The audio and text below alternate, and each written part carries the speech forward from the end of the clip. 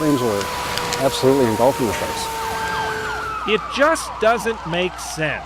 I can't believe how many people do the same thing. This is what can happen when you throw water on a fire. The last thing you want to ever do is use water. Don't believe it? Just watch.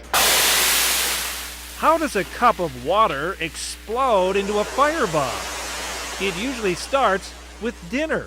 This really can happen. Case in point, this inferno last August that left 3 families in Newport homeless. It started with a pan of cooking oil left on the stove. It only takes about 15 to 20 minutes for 1 inch of oil to heat up. What usually happens is the cook leaves the kitchen and forgets about it. That's how this St. Paul apartment fire got going. And almost killed the girl that was in the bedroom sleeping. What would you do if you walked into your kitchen and saw flames? Your first instinct might be to grab a glass of water and let it fly. You just turned dinner into disaster.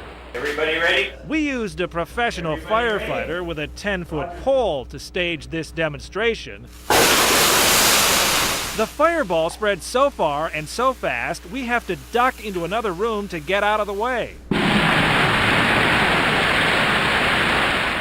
If you weren't aware of the danger, you might walk right up to the stove and try and douse the flames. You'd probably end up like this dummy, bathed in fire. All it takes is a second and his clothes are burning. Cooking is the leading cause of fires in Minnesota by a long shot, nearly 1 out of every 2. Last year, they caused more than $3 million in damage, killed 1 person, and injured at least 34 others. Most cooking fires are the result of equipment left unattended. If you ever find yourself in a situation like this, where the flames are just starting to shoot out of the pan, here's what you should do.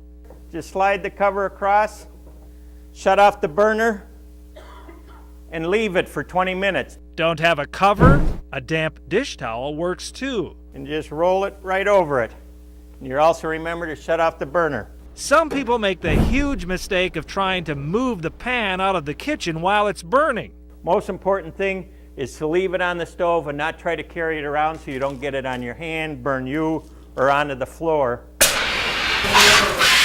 Of course, a fire extinguisher will do the trick too. Just remember, if it's an oil fire, never, ever use water.